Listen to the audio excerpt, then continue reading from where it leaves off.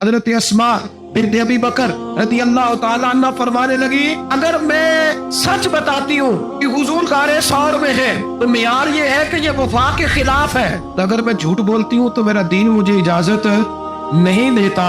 جناب اسما کھڑی ہے چوک میں، جوانوں یہ ہے جوانی، یہ ہے وقار، انسان اپنے کردار پر داغ نہ لگنے دے اور بیار کے ساتھ میدان میں کھڑا رہے۔ فرماتی ہے درجنوں لوگ تھے، میرے چہرے پہ نقاب تھا۔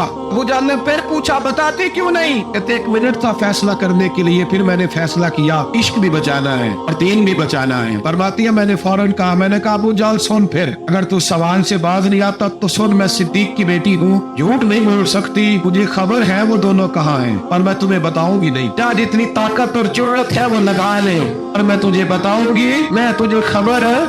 اقبال بولے، کہنے لگے جب عشق سکھاتا ہے آداب خود آگاہی، پھر کھلتے ہیں غلاموں پر اسرار شہنشاہی۔ اتنا بڑا جملہ کہہ دیا، یہ وہی ہے کہ قوت عشق سے اور پست کو بالا کر دے، شہر میں اسم محمد سے اجالا کر دے۔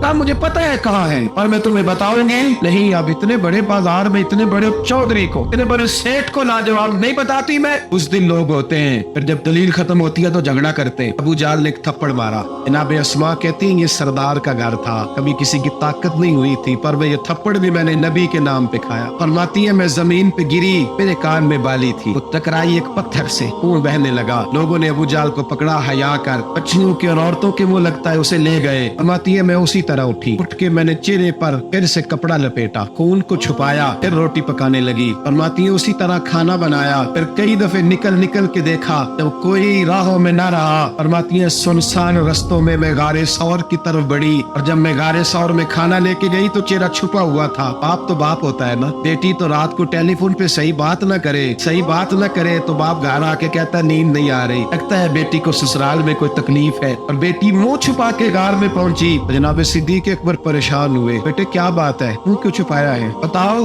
کچھ نہیں ابا جی دیکھیں آج کیا پکایا ہے۔ کہ پتر بتا معاملہ کیا ہے، کیا بات ہے؟ 2-3 دفعہ جناب صدیق اکبر نے تشویش کے عالم میں پوچھا تو حضور علیہ السلام نے فرمایا، کریم فرمانے لگے اسما بتاتی کیوں نہیں معاملہ کیا ہے؟ پھر جناب اسما رو پڑی، ایک باری میری آنکھیاں چوں انہاں نے اتھرو پونجے سن، ہن چسکا پی گیا رونے دا، ہر ویلے آ گزاری دا۔